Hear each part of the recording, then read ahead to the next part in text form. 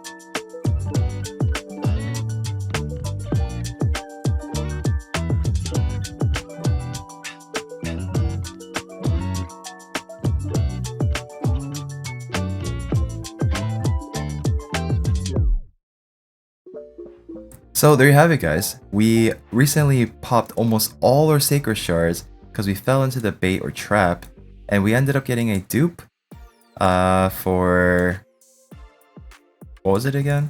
I don't know. Well, we got this for the first time, and then the other one we got a dupe of that we were actually able to fill up our faction guardian. So that was that was really good because I got an extra 10% attack from my my oh my gosh, my Hefrak? Yeah.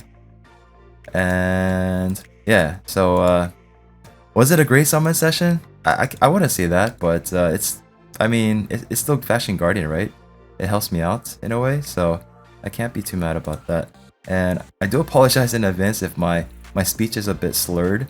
I haven't really been able to eat much the past 2 days, so my speech will probably get slurred at some point here and there. Okay, let's go ahead and collect this too. I think we won our Hydra Clash too, if I'm not mistaken. Oh wow, we did, yeah. So I wasn't able to collect all the rewards here, but at least I get some part of it, right? There we go, a free Primal Shard as well as a result. And oh, that could be interesting. And Barbarian, Undead, works. Okay, okay. So we'll actually go ahead and do one Primal Summons here just for you guys. Who knows, maybe we'll get a mythical, our first ever mythical legendary champion, mythical champion. And I don't think I have a copy of her, and I don't think I have a Brogni either. Let me just make sure. You never know, guys, we could still pull it, right? Yeah, I don't have a Brogni, so I guess I'll definitely go for that too. Yeah, we'll go for him. And mythical champion, here we go. Plarium, bless this account. Okay, I actually did pull a mythical champion off of my one Primal Shard from Hydra Clash on my main account earlier today. It was the fusion, unfortunately, but yeah. So that is that. It's been a while since I did an episode for you guys on the free smiles, right? And I'm actually, I don't know if I showed you guys this, but I'm in a new clan, OBV, and we are trying to push our CVC a little bit now every time there's a CVC. So minimum requirement is 100,000, otherwise I won't be able to collect any of this. So I want to make sure I can at least collect some of these rewards, right? And if we do end up winning, we get 6-star reactions too, so that's really good. But I've been holding up as much as I could. I think 100k is definitely doable on my free-to-play at this point. It's definitely manageable. I just need to use, I guess, like the books really help here. And again, we are 100% free-to-play. I don't receive any CC perks on this account ever. I've never will. I just 100% free to play. Even for like the prime drop stuff, I'm not collecting this at all because you know, like I've talked about it with you guys in the past, and I said if you collect prime like prime gaming drops rewards on your free to play, are you still considered free to play?